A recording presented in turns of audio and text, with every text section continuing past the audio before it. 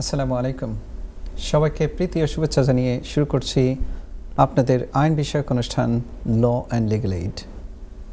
অনেক দিন পরে আমাদের এর মাঝেই অনেকটা সময় কেটে গিয়েছে, রমজান এবং ঈদ। যদিও ঈদের পরবর্তী আমাদের এটি প্রথম অনুষ্ঠান। যারা দর্শকরা স্ক্রিনে আছেন সবাইকে ঈদের শুভেচ্ছা। ল অ্যান্ড লিগ্যাল এইড আমরা সাধারণত ফ্যামিলি ল বিষয়ক আইন নিয়েই আলোচনা করে থাকি।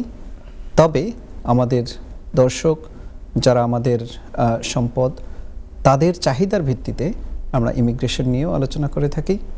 আজকেও তারই ধারাবাহিকতায় আমরা ইমিগ্রেশন আপডেট নিয়ে কিছু কথা বলবো। বরাবরের মতোই আমার দুজন অতিথি উপস্থিত আছেন। আমার ডান পাশে যিনি বসা আছেন আপনাদের অত্যন্ত সুপরিচিত এবং আমাদের অত্যন্ত প্রিয় ব্যক্তিত্ব, ব্যারিস্টার অ্যান্ড সলিসিটর মুহিত খান। আসসালামু আলাইকুম। কেমন আছেন ভাইয়া? মুহিত ভাই, ধন্যবাদ। আপনাকেও ঈদের শুভেচ্ছা ভাইয়া, দর্শকদের ঈদের শুভেচ্ছা। Thank you. এবং আমার বাম পাশে যিনি বসা আছেন তিনিও আপনাদের অত্যন্ত সুপরিচিত, ব্যারিস্টার আকবর বিন সিদ্দিক। ব্যারিস্টার আকবর বিন সিদ্দিক, আসসালামু আলাইকুম। সুপ্রিয় দর্শক, যেটা বলছিলাম যে বেশ কিছু ইমিগ্রেশন আপডেট আছে, সেগুলো নিয়ে আমরা আলোচনা করব। আপনারা স্ক্রিনে যে নাম্বারটি দেওয়া আছে সেটিতে যোগাযোগ করতে পারবেন। আপনাদের যে কোনো কোয়েরিজের আমরা উত্তর দেওয়ার চেষ্টা করব। এছাড়াও আপনারা যদি আমাদের সাথে অনুষ্ঠানের পরবর্তী যোগাযোগ করতে চান তাহলে স্ক্রিনে যে টেক্সট ফোন নাম্বারটি দেওয়া আছে সেটিতে যোগাযোগ করতে পারবেন অথবা ইমেল অ্যাড্রেসটিতে যোগাযোগ করতে পারবেন। এই অনুষ্ঠানটি আমাদের প্রচারিত হচ্ছে এনটিভি ইউরোপ স্কাই 780, এনটিভি ইউরোপের ফেসবুক পেজ থেকে, ইউটিউব পেজ থেকে এবং ল অ্যান্ড লিগ্যাল এইডের ফেসবুক পেজ থেকে। সো সুপ্রিয় দর্শক, অনুষ্ঠানটি দেখতে থাকুন। আমি প্রথমেই যাচ্ছি আমার ডান পাশের গেস্ট মুহিত ভাইয়ের কাছে। মুহিত ভাই, জি ভাইয়া, যদি আপনি ইন এ নাটশেল বলেন যে আমাদের কোন কোন বিষয়গুলো নিয়ে যে চেঞ্জেসগুলো প্রস্তাবনা এবং কিছু চেঞ্জ এসেছে, কি বিষয়গুলো নিয়ে আমরা আলোচনা করতে যাচ্ছি আজকে, একটু যদি। ধন্যবাদ। প্রথমেই আপনাকে ধন্যবাদ আমাকে আপনার এই অতি জনপ্রিয় অনুষ্ঠানে নিমন্ত্রণ করার জন্য। এবং আপনি নিমন্ত্রণ করার সাথে সাথে আমি অ্যাকসেপ্ট করে ফেলেছি আমার ভিতরে সেই প্রাণের আনন্দ নিয়ে, আবেগ নিয়ে। Thank you. আপনার যে মূল যে প্রশ্নের দিকে যদি ফিরে যাই, আপনি বলেছেন কী কী পরিবর্তন এসেছে এবং প্রস্তাবনাগুলো কী কী পরিবর্তন। যে দুটো প্রশ্ন আপনার প্রশ্নের অ্যাঙ্গেল দু ধরনের। তো পরিবর্তনগুলি যেগুলি আমরা দেখতে পাচ্ছি এবং আসবে অথবা আসছে, প্রথমত স্কিল্ড মাইগ্রেন্ট যারা রয়েছে তাদের ক্ষেত্রে এটি পরিবর্তন আমরা দেখতে পাচ্ছি এবং ভবিষ্যতে দেখতে পাবো প্রথমত। দ্বিতীয়ত অ্যাসাইলাম সিকারদের ক্ষেত্রে কত বছরের ভিতরে তারা অ্যাসাইলাম পাবে, কত বছর জন্য তাদেরকে ইনিশিয়াল স্টেজে পারমিশন দেওয়া হবে, সেই ধরনের ক্ষেত্রে এটি পরিবর্তন আমরা দেখেছি। তৃতীয়ত আমরা দেখেছি চাইল্ড অ্যাসাইলাম যারা শিকার তাদের ক্ষেত্রে এটি পরিবর্তনের প্রস্তাবনা আমরা দেখেছি। পরিবর্তন হবে কি না, সেক্ষেত্রে পরিবর্তন হবে না সে সকল বিষয়টি প্রস্তাবনা আমরা দেখেছি। এবং এর পাশাপাশি আমরা দেখেছি যে ভিসার যে ফিগুলো বেড়ে গিয়েছে সে সংক্রান্ত বিষয়ে এটি পরিবর্তন। আর আইএলআরের ক্ষেত্রেও ইংলিশ ল্যাঙ্গুয়েজ টেস্টের ক্ষেত্রে বেশ কিছু পরিবর্তন। তো মধ্য কথা মানে সমস্ত ইমিগ্রেশন সিস্টেমকে একটি মানে শেক আপ করার একটি ব্যবস্থা আমরা পর্যবেক্ষণ করেছি ভাইয়া। জি, আমরা পুরো আলোচনায় চলে যাব। তার আগে আমরা একটু বিষয়গুলোকে জেনে নিলাম। আমি প্রথমেই যাচ্ছি আমার বাম পাশে আকবর বিন সিদ্দিক। আপনি যদি একটু বলেন যে আইএলআর, স্কিল্ড ওয়ার্কারদের আইএলআরের ক্ষেত্রে কি পরিবর্তনটা প্রস্তাবনা করা হয়েছে এবং এর পরিপ্রেক্ষিতে কি কি এফেক্ট আমাদের কমিউনিটিতে আসতে পারে। জি, থ্যাংক ইউ ইমতিয়াজ ভাই। দর্শক শ্রোতা যারা আমাদের নিয়মিত দর্শক এবং যারা এখন এই মুহূর্তে দেখছেন টিভি সেটে, সবাইকে ঈদের শুভেচ্ছা। জি ইমতিয়াজ ভাই, অনেকগুলোই তো প্রপোজাল যেটা আমরা হোয়াইট পেপার নামে পরিচিত কমিউনিটিতে, সেই প্রপোজালগুলো তো কনসালটেশন পিরিয়ড শেষ হলো ফেব্রুয়ারিতে। এখন তো এন্ড অফ দ্য মার্চ বা সাম পয়েন্ট অ্যানাউন্স হওয়ার কথা, বাট সরকার এখনও পর্যন্ত ওইরকম কোনো ডিসিশনে পৌঁছতে পারেন। এই না পাওয়া যাওয়ার কারণে আসলে এটা এখনও পর্যন্ত ওইভাবে কনফার্ম কিছু বলা আসলে মুশকিল। বাট যেটা হতে যাচ্ছে বলে ধারণা করা হচ্ছে সেটা হচ্ছে আইএলআর 5 ইয়ার্স থেকে 10 ইয়ার্স যাচ্ছে, যেটা অলরেডি আপনারা অবগত আছেন আর সবচাইতে বড় ইম্পর্টেন্ট যে চেঞ্জেস এখানে আপনাদের স্কিল ওয়ার্কারদের তারা ল্যাঙ্গুয়েজ যে রিকোয়ারমেন্টটা সেখানে একটা changes already took place from 8th of January।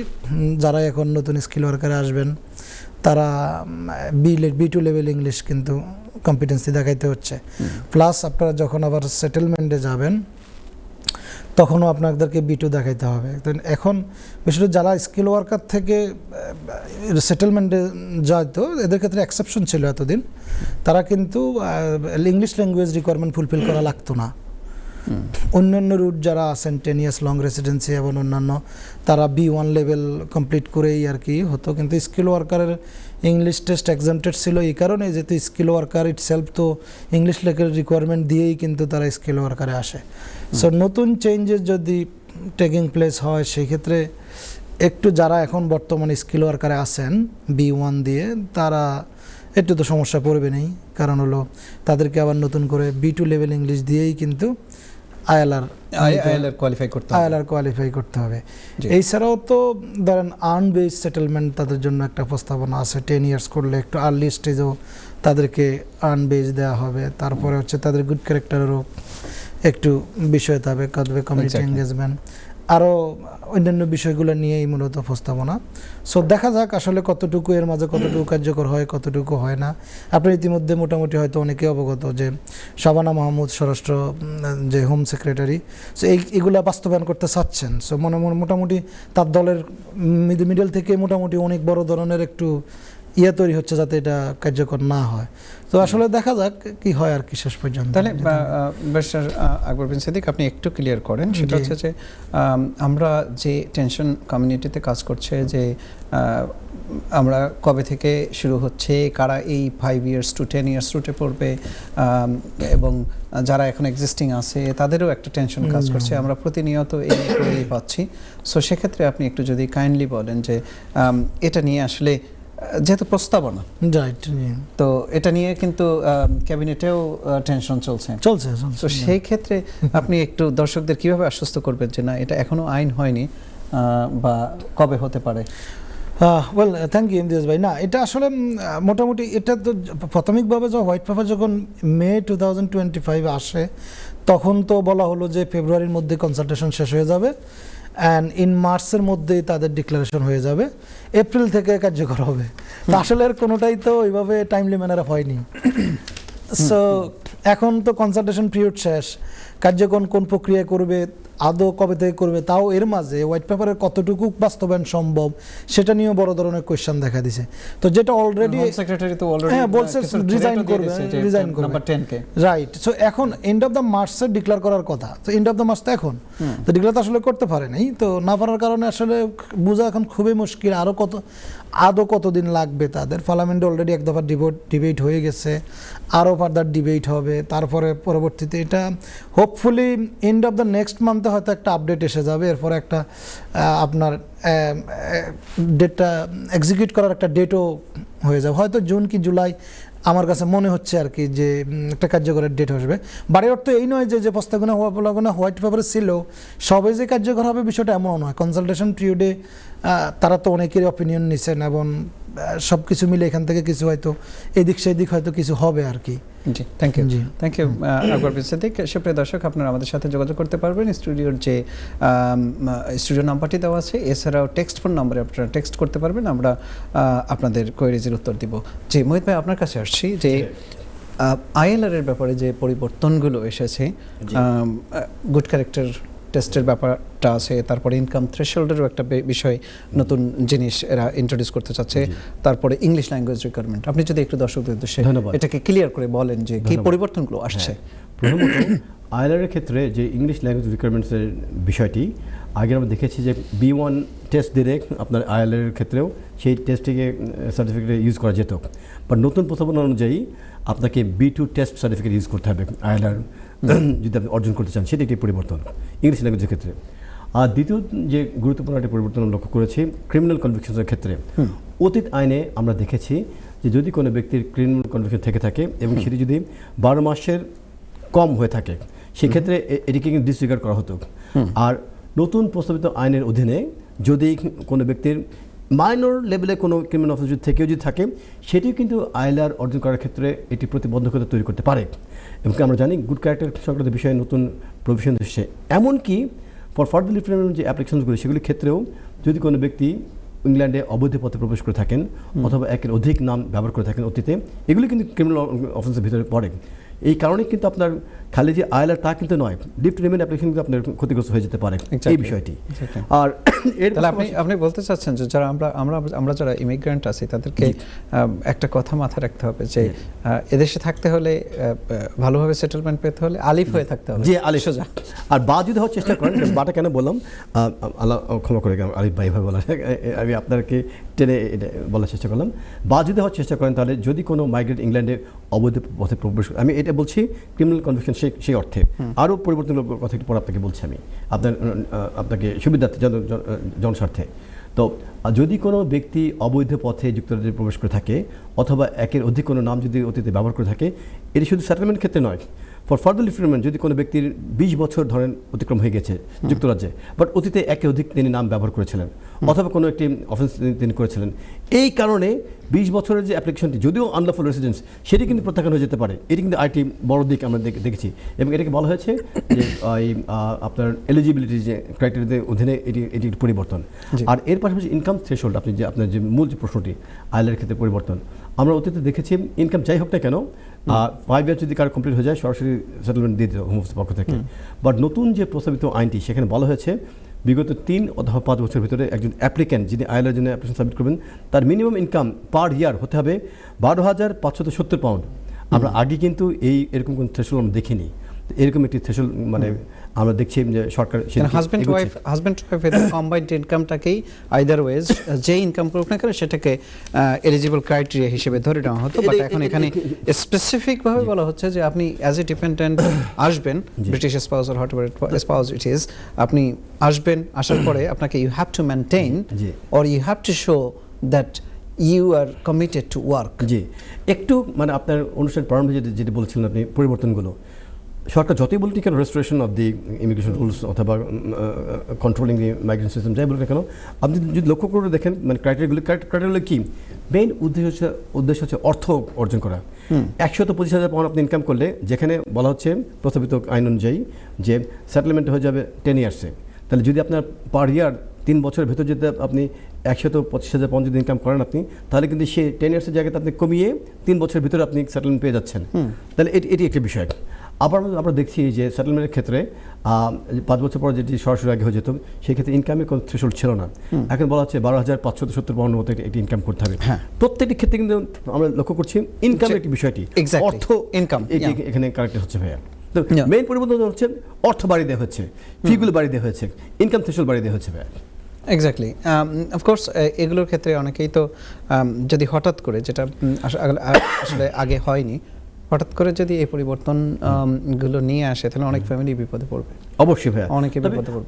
আমার মনে হবে ক্ষুদ্র বিবেচনায় হঠাৎ করে কিন্তু সরকার এগুলি করেনি।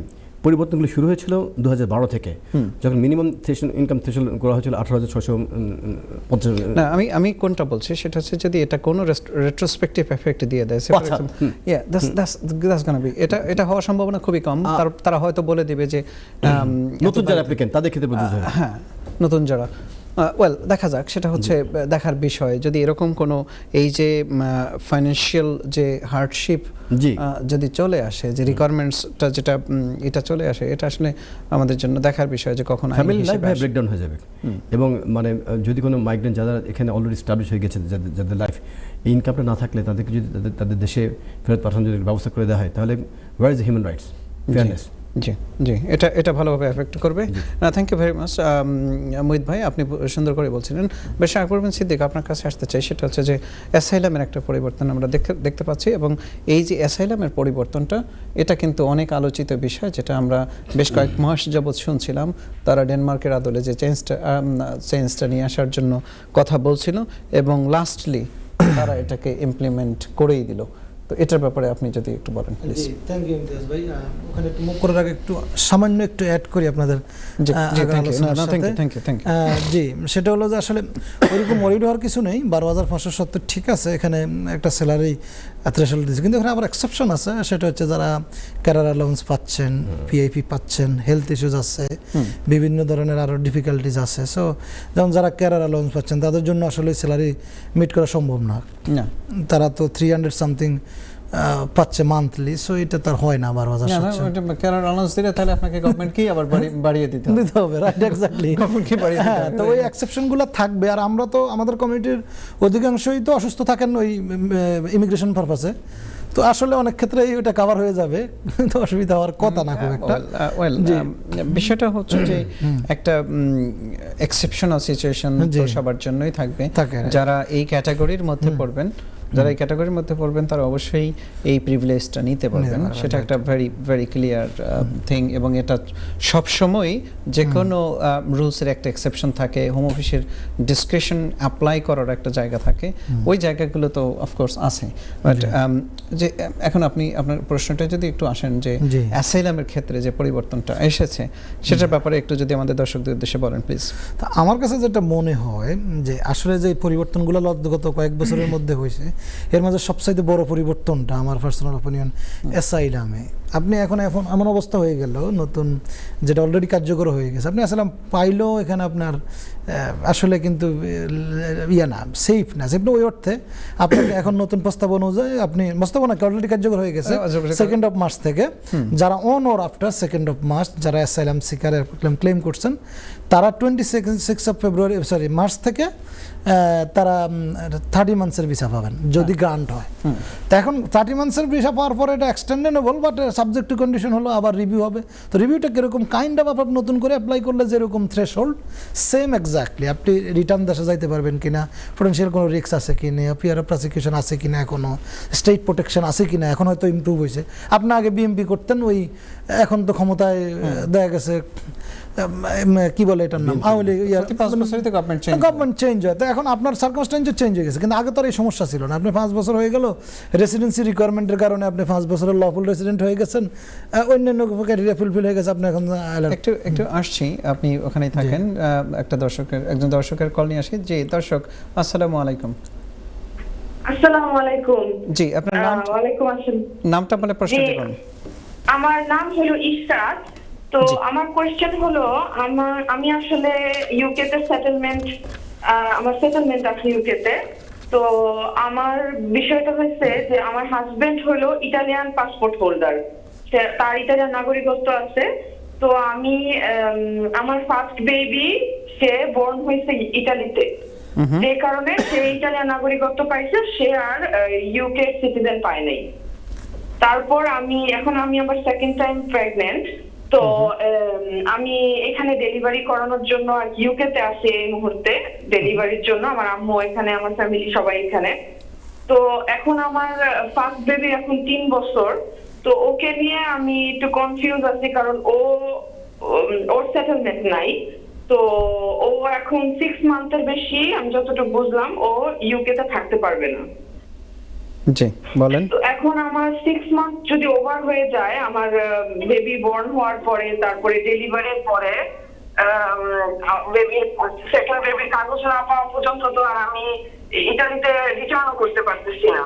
তো 6 মান্থের বেশি আমি যদি আমার ফার্স্ট বেবিকে নিয়ে না থাকতে পারি, ওই ক্ষেত্রে ওর কোনো ফ্যাসিলিটি আছে বা এরকম কোনো সিস্টেম আছে যে ও এই দেশে 6 মান্থের ওভার থাকতে পারবে ইটালিয়ান পাসপোর্ট নিয়ে?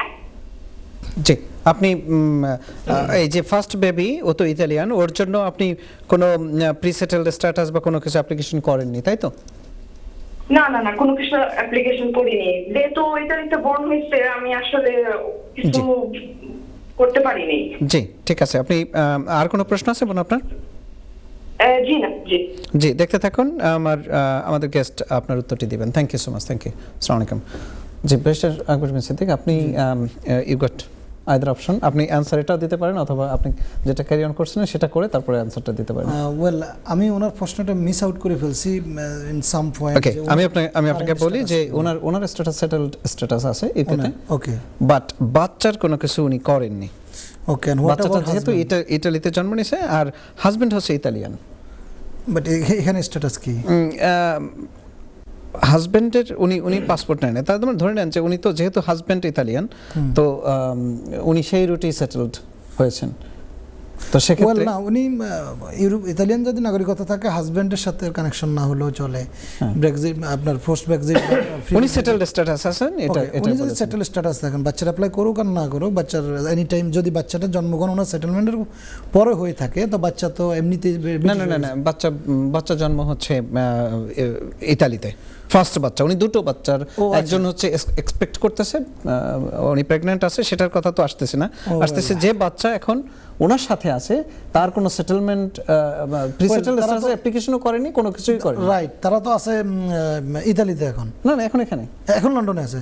তো লন্ডন থাকলে এখন তারা না, ওনার প্রশ্নটা হচ্ছে যে উনি বাচ্চা যেহেতু 6 মাস থাকে, আপনি চাইলে আমাদের সাথে অ্যাড করতে পারেন, বাচ্চা যেহেতু কোনো কিছু স্ট্যাটাস নেই, উনি তো আসছে বাচ্চাকে নিয়ে ইতালিয়ান নাগরিক হিসেবে, তো উনি বলতে 6 মাস তাহলে উনি থাকবে কিভাবে 6 মাসের বেশি? ইতালিয়ান নাগরিক হিসেবে কিভাবে? উনি তো সেটেলমেন্ট আছে এখানে। এক্স্যাক্টলি, তো উনি সেটেলমেন্ট থাকলে বাচ্চা তো কোনো স্ট্যাটাস নেই। না, বাচ্চা স্ট্যাটাস না, এখন স্ট্যাটাস নিয়ে নেবে, এক্স্যাক্টলি, এটা কোনো সমস্যা না। জি, আরেকটা কল নিয়ে আসি। জি, আসসালামু আলাইকুম। জি দর্শক, আসসালামু আলাইকুম। হ্যালো, আসসালামু আলাইকুম। আচ্ছা, জি ভাই, নামটা বলে প্রশ্নটি করুন। জি, আমার নাম শাহিন ভাই, শুনতে পাচ্ছেন? জি, শুনতে পাচ্ছি। শাহিন ভাই স্টুডিওতে কথা বলছেন, বলুন প্লিজ। জি, আচ্ছা, আমি দুইটা কোয়েশ্চেন আমার একটু জানতে চাইলাম। বর্তমানে যেই সমস্যা আপনার ওই যে ভিসা বা ওই যে আপনার ভিআই অ্যাকাউন্ট, বুঝছেন নি, কিছু মানুষ আটকানো গেছে সিলেট আসার পথে। জি, আমার প্রশ্ন অন্য জায়গা। আমার প্রশ্ন হইছে ইউরোপিয়ান যারা এই যে সেটেল আছে, ওদের বিআই অ্যাকাউন্ট থাকুক আর না থাকুক, ওদের তো কোনো সমস্যা হওয়ার কথা না, কারণ ইউরোপিয়ান মানুষ তো এখনো যে কোনো দেশে ঢুকতে পারে, এবং ইউকে তো ওরা 3 মাস আইয়া থাকতে পারে, 3 মাস বুঝতে নিয়ে অ্যালাউড আছে জি, বর্তমানে।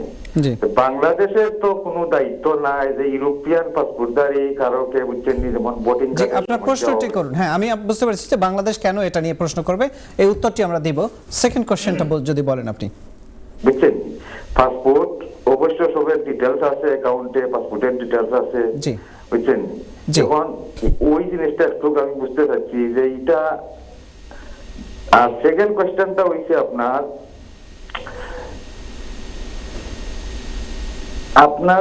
তো স্মার্ট, বুঝছেন। অনেক মানুষে আমাদের যেমন বাংলাদেশ বিমানে টিকিট অ্যাডভান্স খাটিয়ে রাখছে, জি, অগাস্ট, জুন, জুলাই, বুঝছেন, স্কুল হলিডে যাবে।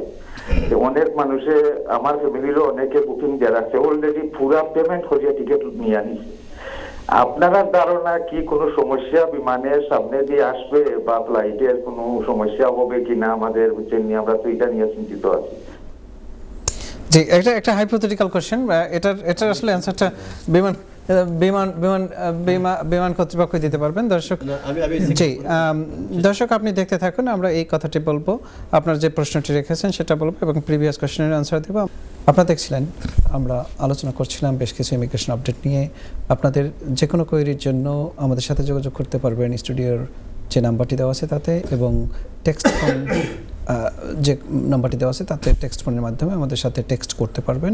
এছাড়া অনুষ্ঠানের বাইরে যদি কেউ ল অ্যান্ড লিগাল এড অনুষ্ঠানের সাথে টিমের সাথে যোগাযোগ করতে চান, তাহলে ইমেল অ্যাড্রেসটি যে দেওয়া আছে তাতে যোগাযোগ করতে পারবেন। আমরা আলোচনা করছিলাম বেস্ট আকবর সিদ্দিক, আপনার কাছে চলে আসছি যে আমাদের একজন দর্শক উনি প্রশ্নটি করেছেন, ইউরোপিয়ান সেটেলমেন্টে আছেন উনি বাচ্চা, উনি এখন প্রেগন্যান্ট অবস্থায় আছেন এবং এক্সপেক্ট করতেছেন, বেবি এক্সপেক্ট করতেছেন। বাট প্রশ্নটি সেখানে নয়, উনি প্রশ্নটি করেছেন যে ওনার বাচ্চা, বড় বাচ্চা যে ইতালিতে জন্ম নিয়েছে, সে এখানে ইতালিয়ান পাসপোর্ট নিয়ে এসেছে, তার কি করণীয় এখন? জি, জি, থ্যাংক ইউ ইমতিয়াজ ভাই, থ্যাংক ইউ।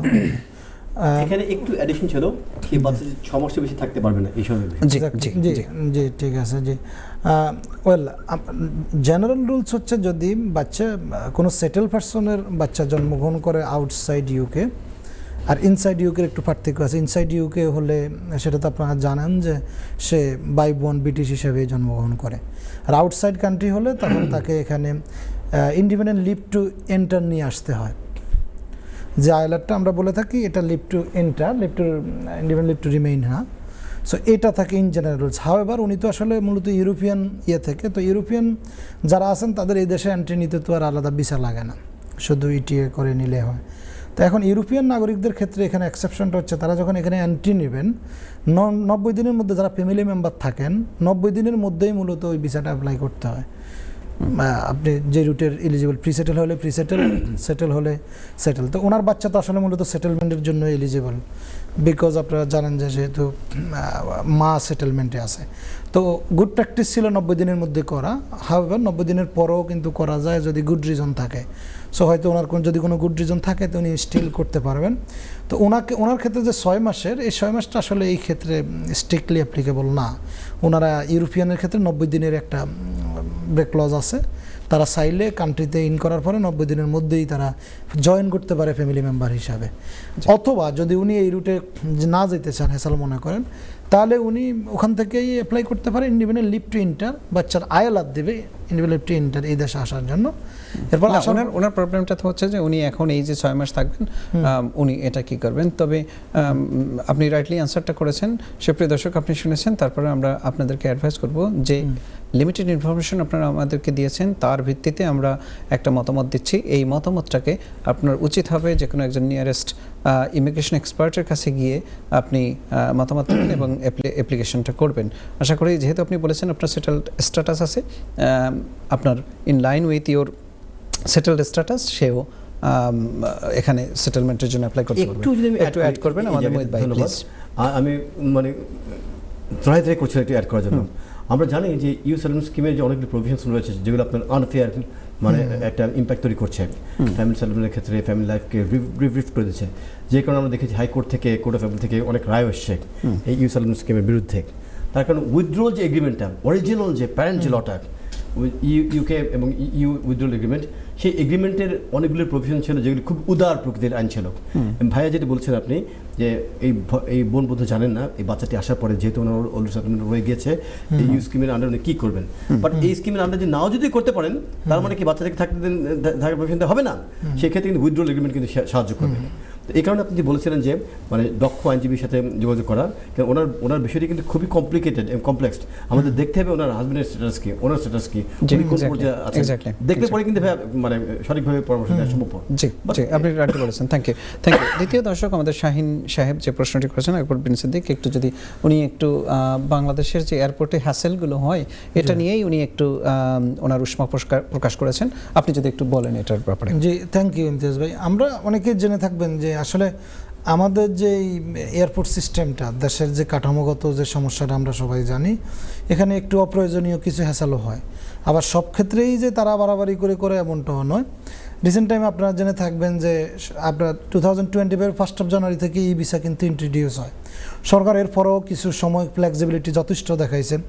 জুনের 1 তারিখ পর্যন্ত তারা বলছে যে আগের সিস্টেমে আসবে, এরপরে খুব স্ট্রিক্টলি একটু একবার আপনাকে স্টপ করি, যেটা আমরা বাংলাদেশের ক্ষেত্রে আমাদের দর্শক রাইটলি বলেছেন। এবং দেখুন দুটো পিকচার যদি আপনি এক জায়গায় রাখেন, যে আপনি যখন ইউকে থেকে দেশের বাইরে চলে যাচ্ছেন আপনাকে কিন্তু আপনি বোর্ডিং পাস নিচ্ছেন, চলে যাচ্ছেন, আপনাকে সিকিউরিটি চেক ছাড়া কোনো কিছুই করছে না। বাট বাংলাদেশের ক্ষেত্রটা কিন্তু ভিন্ন। আপনি যখন ঢুকতে যাবেন তখনও আপনাকে ইমিগ্রেশন ফেস করতে হবে, আবার যখন বের হচ্ছেন তখনও ইমিগ্রেশন ফেস করতে হবে। So it's quite different system. So সেক্ষেত্রে একটু অ্যানোয়িং হওয়ার জায়গা আছে। বাট আপনি এই যে ই ভিসার সিস্টেমটাকে যদি একটু বলেন। জি না, থ্যাংক ইউ। যে সেখানে আসতেছিলেন এই ভিসাতে আসলে আপনি যখনই দেশে ভিজিট করতে যাবেন, রিসেন্ট টাইমের এই সমস্যাগুলোর কারণে হোম অফিসের আপনারা ওয়েবসাইটে ঢুকলেই দেখবেন স্ট্রিক্টলি হোম অফিস বলে দিছে যে এখন যে আপনারা আপনাদের পাসপোর্ট যে ট্রাভেলটা যে ডকুমেন্টস দিয়ে ট্রাভেল করবেন ওইটা অবশ্যই আপনাদের আপডেট থাকতে হবে এই ভিসার সাথে। এই সমস্যাটাই আমাদের কমিউনিটির অধিকাংশ রয়েছে, বিশেষ করে যারা ইউরোপিয়ান রুটে আছেন তাদের অধিকাংশরই কিন্তু খবর নাই, তারা যে পাসপোর্ট আপডেট করা নাই তারা এটা কিন্তু অনেকে জানেই না। কারণ ই ভিসা সিস্টেমের সাথে তারা অতটা ফ্যামিলিয়ার না। তারা বেশিরভাগই ইতালিয়ান পাসপোর্ট দিয়ে ট্রাভেল করে আসতেছেন এতদিন কোনো রকমের প্রবলেম ছাড়াই। তো এখন তো আসলে ই ভিসা সিস্টেমটা ইন্ট্রোডিউস হয়েছে, এটা তো সবার জন্যই। এটা সিস্টেমটা ইউকে গভর্নমেন্টের কমপ্লাই করা, এটা বাংলাদেশ সরকারের কিছু নয়, কোনো কিছু করার নাই এখন যেটা না করলে উল্টো এয়ারলাইন্সগুলোকে আপনি কম্পেনসেশন মানে পে করতে হবে। এখন বাংলাদেশে যে সমস্যাটা হয়ে গেছে সেটা হচ্ছে যে ওখানে তো তারা আপনার যদি ই ভিসাতে পাসপোর্ট আপডেট না থাকে তাহলে তো ওরা ই ভিসাটা দেখতে পারে না সিস্টেমে। এখন না থাকার কারণে হয়তো আমরা তো অনেকেই ই ভিসা প্রিন্ট আউট করে নিয়ে যায় দেখায়, এখন প্রিন্ট আউট করে না 2 বছর এখান থেকে যাওয়ার সময় প্রিন্ট আউট করে নিয়ে গেছে 2 মাস আগের, ওখানে উপরে কিন্তু প্রিন্টিং ডেটটা লেখা থাকে, আপনার এখনকার স্ট্যাটাস কি তো ও তো জানে না। এক্স্যাক্টলি। তো অনেক সময় ওরা দেখতে চায় রিসেন্ট টাইমের কোনটা, তাহলে ভালো হয় আপনি আসার আগে দিয়ে প্রিন্ট আউট করে এয়ারপোর্টে ঢোকার আগে ই ভিসাটা প্রিন্ট আউট করে নেবেন, মেক শিওর করবেন আপনার পাসপোর্টটা ই ভিসাতে আপডেট, হ্যাঁ নতুন পাসপোর্ট যেটাতে আসবেন আপনি ওইটা আপডেট আছে, তাহলে কিন্তু আর আসলে কিন্তু কোনো সমস্যা নাই। এবার শেয়ার কোড মেক শিওর আপনাদের কিন্তু শেয়ার কোডও সাথে থাকতে হবে। জি, থ্যাংক ইউ। আপনার কাছে আসবো আমি সেকেন্ড কোশ্চেন আমাদের শাহিন সাহেবের, যে উনি ইন অ্যাডভান্স যে টিকিট কেটে রেখেছেন সেটা যদি ইন কেস অফ যদি বিমান বন্ধ থাকে বা যেতে না পারে তখন কি হবে? ধন্যবাদ। হ্যাঁ, আমরা যারা আইনের ছাত্র আমরা দুটো টার্ম পড়েছি, একটা হচ্ছে অ্যাক্ট অফ গড, মানে যে অ্যাক্টের উপর মানুষের কোনো মানে ক্ষমতা নেই, হচ্ছে সুপারভিনিং ইম্পসিবিলিটি, এমন কিছু কর্মকাণ্ড যেগুলির উপর ইম্পসিবিলিটি, মানে মানুষ ভবিষ্যতে কী হবে মানে আমাদের জানার বাইরের ঘটনাগুলো। এখন এই যে অ্যাক্ট অফ ওয়ার, যেটা ওয়ারের যে সিচুয়েশনগুলো যেটা দেখতে পাচ্ছি আমরা, মিডল ইস্টে আপনার বিভিন্ন ফ্লাইট ক্যান্সেল হয়ে যাচ্ছে, বন্ধ হয়ে যাচ্ছে, এই বিষয়গুলো এখন ভবিষ্যতে বাংলাদেশের যে টিকিট যারা কেটে রেখেছেন অগাস্ট একটি টার্গেট করে এবং অলরেডি পেমেন্ট যারা করে রেখেছেন, যদি অ্যাক্ট অফ গডের কারণে মানে যদি ওয়ার সিচুয়েশনের কারণে যদি ফ্লাইট বন্ধ হয়ে যায়, সেক্ষেত্রে তারা যদি করতে পারেন অবশ্যই যে এয়ার ট্রাভেল যে এজেন্সিগুলো আছে, মানে এয়ারলাইন্স যে কোম্পানিগুলো আছে তাদের কাছ থেকে তারা কম্পেনসেশন ক্লেম করতে পারবেন এবং তারা রিফান্ড ক্লেম করতে পারবেন। অন্যদিকে এই কোম্পানিগুলিরও কিন্তু তখন অ্যাক্ট অফ গডকে ব্যবহার করে তারা ডিফেন্স রেজ করতে পারবেন, কারণ এটা তো তাদের কন্ট্রোলের বাইরে, এটা যদি তারা তো লায়াবল না এই বিষয়টি। তো আমরা ভবিষ্যৎকে এখনও দেখিনি, না দেখে কোনো কমেন্ট করা যাবে না। তবে আপনাদের যদি কোনো ফ্লাইট কোনো কারণে বন্ধ হয়ে যায়, আমাদের কারেন্ট রুলস আপনারা কিন্তু কম্পেনসেশন ক্লেম করতে পারবেন এয়ারলাইন্স ক্যারিয়ারের কাছ থেকে। এটুকুই short. Thank you. Akbar bin Siddique, আপনার কাছে আবার আসছে যে আমাদের আজকের আলোচনার টপিক্সে চলে যায়, যেটা হচ্ছে যে একটা টার্ম ইউজ করতেছে যে আমাদের যে ওয়াইড স্প্রেড যে ভিসা অ্যাবিউজ হচ্ছে, এই সিস্টেমটাকে অ্যাভয়েড করার জন্য বা একটা স্ট্রিক্ট রুলসের মধ্যে আনার জন্য হোম অফিস একটা টার্মস ইউজ করতেছে, ভিসা ব্রেক। এটা সম্পর্কে জি আপনাকে, হ্যাঁ আপনি এটা থাকেন, আমি একটু একটা কল নিয়ে আসছি দর্শকদের কাছ থেকে। জি দর্শক, আসসালামু আলাইকুম, আপনার নামটা বলে প্রশ্নটি করুন প্লিজ। জি আসসালামু আলাইকুম দর্শক, আপনার নামটা বলে প্রশ্নটি করুন। হ্যালো, আমার একটা কোয়েশ্চন হলো, বাংলাদেশে জি আপনার নামটা বলেন। কারো যদি 3টা পাসপোর্ট থাকে তাহলে সে কি যে কোনো একটা পাসপোর্ট ইউজ করতে হবে, নাকি আপনার সে চাইলে 3টা ইউজ করতে পারবে, নাকি যে কোনো একটা পাসপোর্ট ইউজ করতে হবে? না, তিনটা পাসপোর্ট বলতে আপনি দর্শক 3টা পাসপোর্ট বলতে আপনি কি বোঝাচ্ছেন? যে আপনি যখন ব্রিটিশ পাসপোর্ট, একটা ইউরোপিয়ান পাসপোর্ট, একটা Bangladeshi passport. Okay, that's fine, ঠিক আছে। আর কোনো প্রশ্ন আপনার? আর কোনো প্রশ্ন? জি না, থ্যাংক ইউ। জি, আপনি ওই একটু আগে এই কথাটা বলছিলেন যে ব্রিটিশ পাসপোর্ট হোল্ডার যারা, জি জি জি থ্যাংক ইউ। এখন আপনাদের নতুন নিয়মটা আসলে মনে হয় অনেকে জানেন যে যারা ব্রিটিশ ন্যাশনাল তারা কিন্তু যখন রিটার্ন করবেন দেশে, আপনি যাওয়ার সময় কিভাবে গেলেন ডাজন্ট ম্যাটার, আপনি আপনার হোম কান্ট্রিতে যাচ্ছেন, বাংলাদেশি পাসপোর্ট দিয়ে যাইতে পারেন, ইতালিয়ান পাসপোর্ট দিয়ে, হোয়াট এভার ইট ইজ, কিন্তু আপনি যখন রিটার্ন করবেন আপনাকে অবশ্যই, যদি ব্রিটিশ ন্যাশনাল হয়ে থাকেন আপনাকে অবশ্যই ব্রিটিশ পাসপোর্ট দেখাতে হবে। অবশ্যই ব্রিটিশ পাসপোর্ট। একটা এক্সেপশনটা হচ্ছে অনেকে দেখা যাচ্ছে যে ব্রিটিশ ন্যাশনাল কিন্তু পাসপোর্ট করেন নাই, ধরুন ন্যাশনালাইজেশন সার্টিফিকেট আছে, তাদের ক্ষেত্রে অবশ্যই এক্সেপশন আছেন, তারা আপনার ওইটা ছাড়াও আসতে পারবে। জি জি, আরেকজন দর্শকের কল নিয়ে আসে। জি দর্শক, আসসালামু আলাইকুম, নাম বলে প্রশ্নটি করুন। ওয়ালাইকুম আসসালাম, আমি ইশরাত, আমি একটু আগে আপনাদেরকে কল করেছিলাম। জি ইশরাত, ওই আমার ছেলের ব্যাপারে, যে আমার ছেলে ইতালিয়ান পাসপোর্ট হোল্ডার, সে তো বাচ্চাও চলে জানে না, যে আমি সেটেলমেন্ট হোল্ডার আর কি, তো আমার এখন আমি আবার আরেকটা বেবি এক্সপেক্ট করতেছি, তো 6 মান্থের ব্যাপারটা ছিল। জি জি, আমার প্রশ্ন, আমি আসলে আরেকটু ডিটেইলসে একটু ভালো মতো মুহিত খানের সাথে একটু আলাপ করতে চাই, তো ওনার সাথে আমি কিভাবে কন্টাক্ট করব? আমি কোনো কন্টাক্ট ডিটেইলস পাচ্ছি না। জি, আপনি যে অনুষ্ঠানটি দেখছিলেন, আমরা এই যে টেক্সট ফোন নাম্বারটা আছে ওটাতে আপনি যোগাযোগ করবেন, তাহলে মোহিত সাহেবের অ্যাপয়েন্টমেন্ট পাবেন, সেটা সমস্যা নেই। আর আপনার যে প্রশ্নের উত্তর আমরা দিয়েছি, এটা আসলে আপনি সেটেলড স্ট্যাটাস যেহেতু আছেন, সেহেতু আপনি কিন্তু আপনার বাচ্চার জন্য অ্যাপ্লিকেশন করতে পারবেন। তারপরও মোহিত সাহেবের সাথে অ্যাপয়েন্টমেন্ট নিতে হলে just contact with us on that number. Thank you. জি, আকবর বিন সিদ্দিক, আপনাকে বলছিলাম যেটা আপনি রাইটলি আনসার করে দিয়েছেন ব্রিটিশ পাসপোর্টের বিষয়ে। এখন আমরা আলোচনায় আসি, যেটা হচ্ছে ভিসা ব্রেক, এটা নিয়ে আপনি যদি একটু বলেন প্লিজ। জি, থ্যাংক ইউ ইমতিয়াজ ভাই। রিসেন্টলি হোম অফিস কয়েকটা দেশকে এখানে নিষেধাজ্ঞার আয়ত্তে আনছেন। আসলে আপনারা জানেন যে ভিসা মূলত অ্যাবিউজ হয়, বেশিরভাগ স্টুডেন্ট ভিসা এবং স্কিল ওয়ার্কার ভিসা। তো আফগানিস্তানের ন্যাশনালদের জন্য স্টুডেন্ট ভিসা এবং স্কিল ওয়ার্কার ভিসা টোটালি এখন থেকে আর অ্যালাউ না। আফগানিস্তানের জন্য পার্টিকুলারলি স্কিল ওয়ার্কার এবং স্টুডেন্ট ভিসা দুইটাই তারা আর এখন আর অ্যালাউ না। এবং মায়ানমার, ক্যামেরুন, সুদান এবং আফগানিস্তান, মায়ানমার, সুদান, ক্যামেরুন, এরা হচ্ছে আপনার স্কিল ওয়ার্কার বিষয় হিসেবে আসতে পারবে না। এই আর কি, এটাই মূলত recently update. That's very good. Thank you Akbar bin Siddique. আপনার কাছে আসতে চাচ্ছিলাম ছোট্ট একটা কোশ্চেন, এটা সবাই জানে যে ওভারসিজ যে কেয়ার ওয়ার্কার, তো এখন আর এই অপশনসটা নাই নাকি? এটার ব্যাপারে আপনি যদি একটু বলেন। যদি এরকম হয়ে থাকে যে ব্রিটিশ সোশ্যাল কেয়ার ওয়ার্কার তো আর ওভারসিজ আসতে পারবে না, তাই না? আনতে পারবে কিনা, এটা আপনি নিজে এটাই হচ্ছে একটু যদি দর্শকদের বলেন। এটা আনতে পারবে না ভাইয়া। তার কারণ হচ্ছে নতুন আইন এসছে, নতুন আইনের অধীনে মাইগ্রেশন কমানো, নেট মাইগ্রেশন কমিয়ে আনার জন্য সরকার নতুন যে আইন এনেছে, এই আইনের অধীনে ব্রিটিশ কোনো স্পন্সর কেয়ার কোম্পানি ওভারসিজ কোনো কেয়ার ওয়ার্কারকে আনতে পারবে না। এই ওকে, থ্যাংক ইউ। মোহিতদের কাছে আর একটু একটা জিনিস আসতে চাই, সেটা হচ্ছে যে আমরা জানি যে গ্রাজুয়েট রুট যেটা ভিসা পিএসডব্লিউ, এই পিএসডব্লিউর কবে থেকে পরিবর্তনটা আসতেছে? যেটা আগে ছিল 2 বছর, সেখানে এখন হচ্ছে যে 18 মান্থস।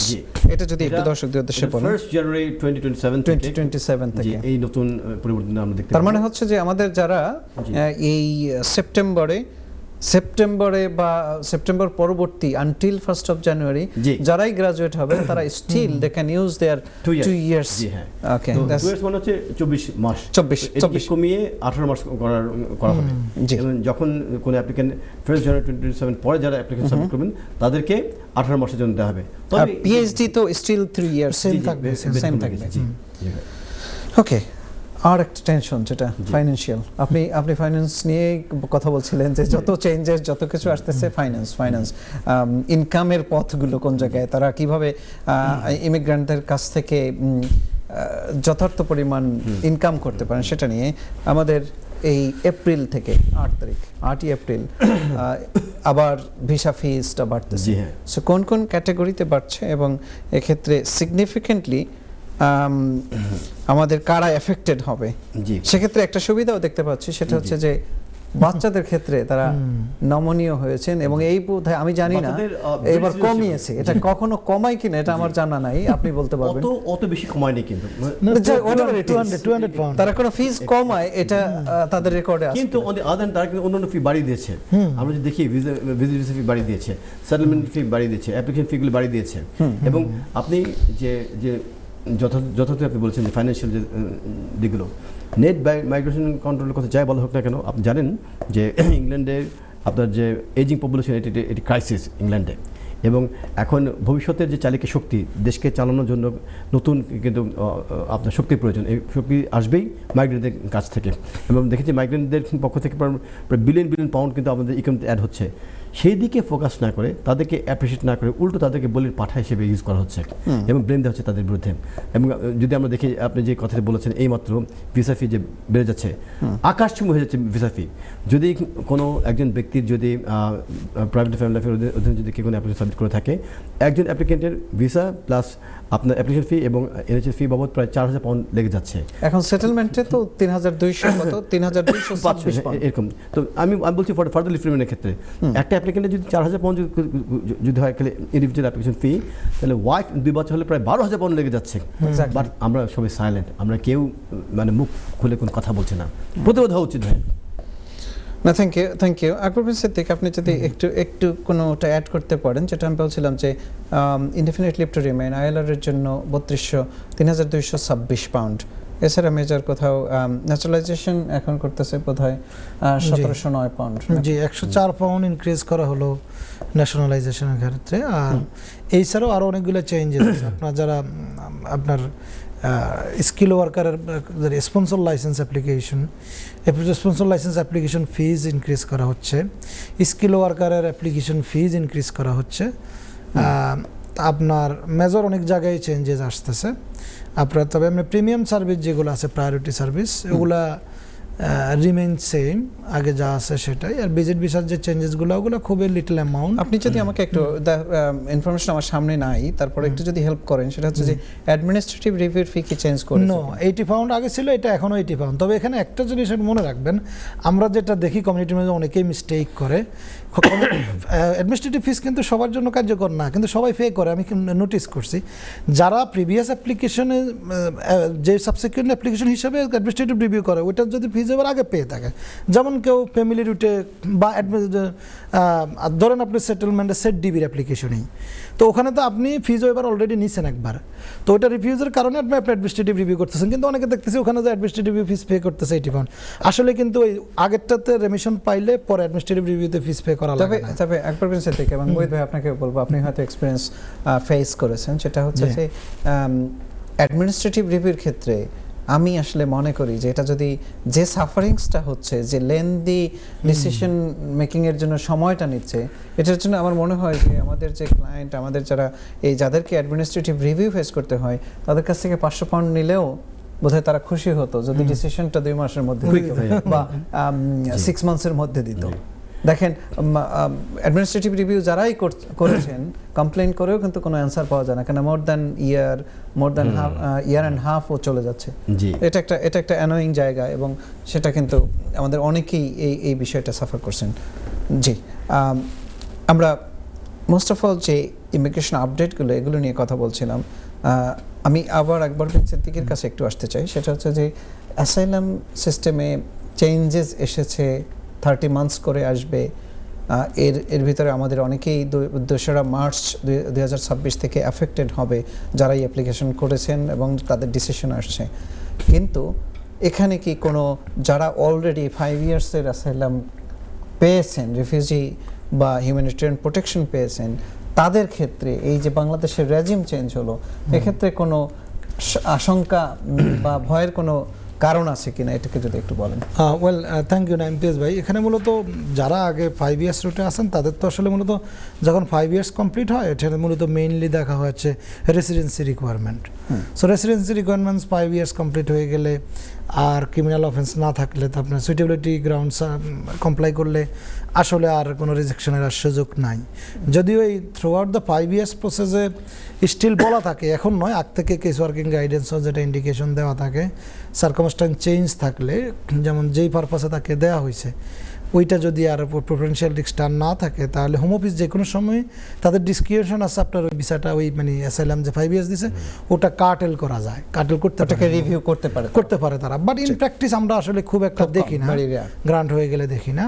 আর আরেকটা বিষয় আমি স্কিল ওয়ার্কারের যেটা একটু অ্যালার্মিং, যে 8 এপ্রিল থেকে আসতেছে, যারা আমাদের ভাই বোনেরা স্কিল ওয়ার্কার বিষয় আছেন, সেটা হচ্ছে যে হোম অফিস স্পন্সরের ক্ষেত্রে যারা এমপ্লয়ার আছে, তাদের ক্ষেত্রে যেটা কমপ্লায়েন্স হিসাবে যেটা মেইনলি ফোকাস করতেন, সেটা হচ্ছে এমপ্লয়ির yearly salary. Say for example new এন্ট্রেন্টের তারা ইয়ারলি স্যালারি 33,400 এখন।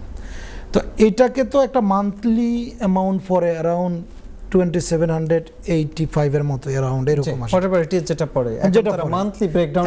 এখন তারা কিন্তু আগে ইয়ারলি দেখতো, এখন কিন্তু হোম অফিস যখন কমপ্লায়েন্স চেক করবে এমপ্লয়ারের, তখন সে মান্থলি ব্রেকডাউন করবে। সো মান্থলি ব্রেকডাউন করে যদি কোনো মাসে যদি আন্ডার পেমেন্ট হয়, সো কোম্পানি কিন্তু লাইসেন্স লুজ করে ফেলবে।